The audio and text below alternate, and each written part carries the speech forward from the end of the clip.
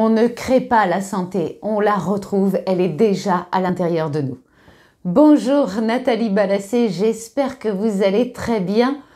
Oui, effectivement, la santé, on la retrouve à partir du moment où on est né avec la santé et que d'un seul coup, eh bien, on est malade.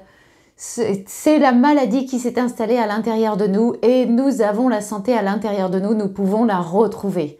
C'est ce que je dis d'ailleurs dans mon livre, le jour où j'ai décidé de guérir, c'est ce que j'explique. C'est d'ailleurs cette idée qui m'a sans arrêt tenue et c'est pour ça que je voulais absolument vous la partager, parce que nous, on pense qu'on peut gagner la santé en prenant une pilule magique, sauf que ça, c'est pas possible en se débarrassant de microbes ou de choses comme ça. Or, nous sommes composés majoritairement de bactéries et de microbes qui sont là pour nous défendre, qui assurent justement notre défense.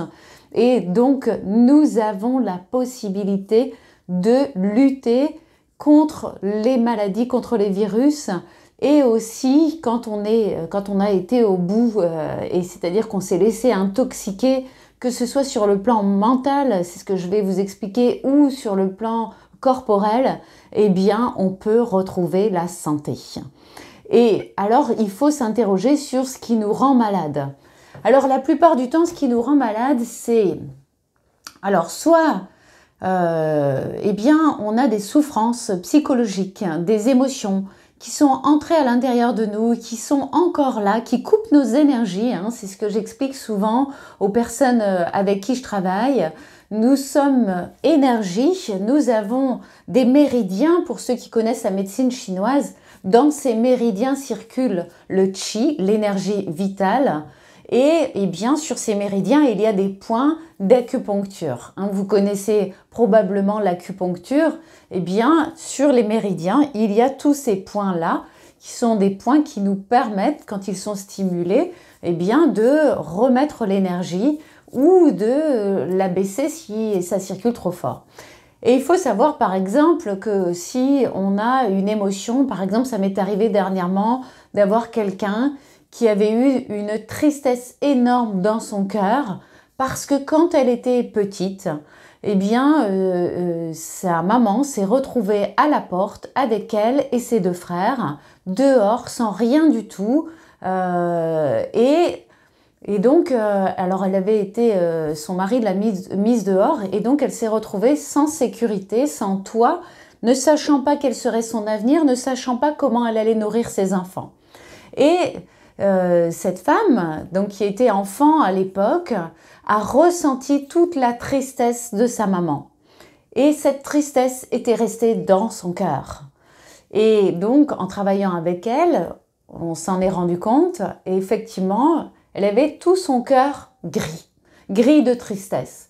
Eh bien, vous voyez là, le cœur, c'est l'organe de l'amour, c'est l'organe qui sert à apporter l'amour aux autres. Eh bien, quand il est gris, selon le discours de l'inconscient, c'est lui qui me donne ces informations-là, eh bien, ça veut dire qu'en fait, il est plein de larmes, il est plein de tristesse et que, eh bien, il ne fonctionne pas normalement. Et donc, l'énergie et les méridiens qui passent par le cœur, à ce moment-là, sont bloqués par cette émotion qui est là dans le cœur.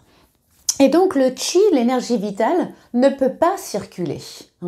Notre cœur, il est même ici, normalement, puisque c'est le chakra du cœur. Donc vous voyez, tout ce qui passe ici, clac, c'est bloqué.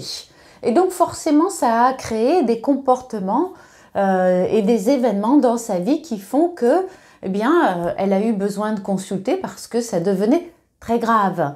Et donc, c'est ses enfants, bien sûr, qui lui ont montré que c'était nécessaire de consulter. Voilà. Alors, effectivement, tout ce qui... Alors, pour elle, ça ne l'a pas rendue malade, mais il y a certaines personnes qui pourraient, par exemple, faire une crise cardiaque parce que le cœur est dysfonctionnel. il y a des personnes qui pourraient faire de l'arythmie cardiaque. Vous voyez, des personnes qui pourraient avoir une tension artérielle qui soit est trop forte, soit trop basse. Enfin, tout ce qui est lié au cœur peut d'un seul coup dysfonctionner parce que cette blessure-là du passé n'a pas été prise en charge, n'a pas été mise à l'extérieur d'elle pour qu'elle puisse prendre du recul, vous voyez, et du coup, ben, elle va en souffrir tant que ce n'est pas libéré. Alors bien sûr, on a fait le nécessaire pour elle, mais c'est un exemple. Donc tout ce qui nous fait souffrir et qui nous empêche d'être dans le moment présent, que l'on a interprété comme douloureux, parce que c'est aussi notre interprétation, hein, ou qui a été vécu comme douloureux, ou voilà, tout, ou comme traumatique, tout ça, ce sont des plaies béantes et qui sont douloureuses, qui ne sont pas cicatrisées, qui saignent parfois encore, et il va falloir les refermer, les soigner, qu'il n'y ait plus de cicatrices et que tout ça disparaisse, autrement dit, qu'on puisse prendre du recul par rapport à la situation. Sinon, ça risque de créer des symptômes qui, s'ils ne sont pas pris en charge et recouverts par de la chimie pour les arrêter, eh bien, ils vont re-rentrer à l'intérieur et ils vont ressortir sous forme d'autres symptômes encore plus importants. Et là, ça devient très problématique puisqu'on va progressivement vers des maladies chroniques, des maladies auto-immunes, des maladies dont on a du mal à se sortir. Et j'en suis la preuve vivante. Et donc voilà, donc il y a déjà ça à prendre en charge et ça c'est vraiment le plus important. Ne restez pas avec des blessures psychologiques. Si vous n'êtes pas heureux dans la vie, c'est qu'il y a quelque chose qui ne va pas, c'est qu'il y a quelque chose à prendre en charge. Ne restez pas avec ça, il faut absolument consulter. Alors, vous pouvez aussi m'appeler si vous en avez besoin, parce que c'est mon job, c'est ce que je fais tous les jours avec les personnes. Voilà, ou vous pouvez aussi consulter, mais surtout, faites quelque chose.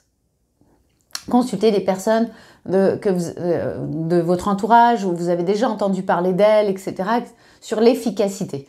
Sachez que parler ne suffit pas, il faut utiliser des techniques de libération émotionnelle. Hein?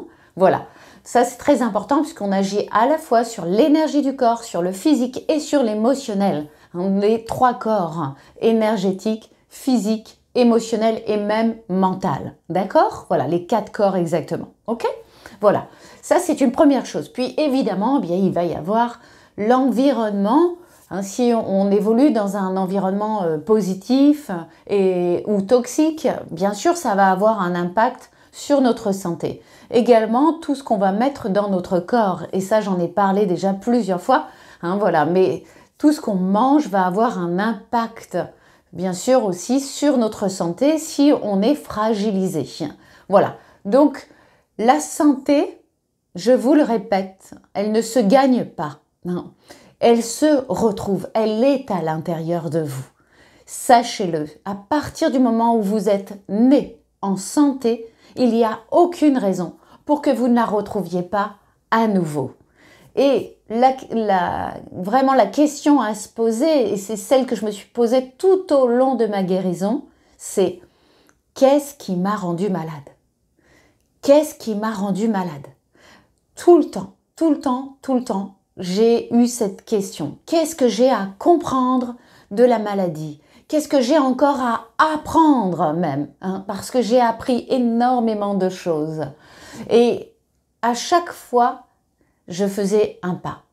Alors, surtout, oui, quand on a longtemps négligé les symptômes et qu'on les a fait taire et qu'on a développé quelque chose de beaucoup plus grave, bien sûr, ça va mettre plus de temps à retrouver la santé.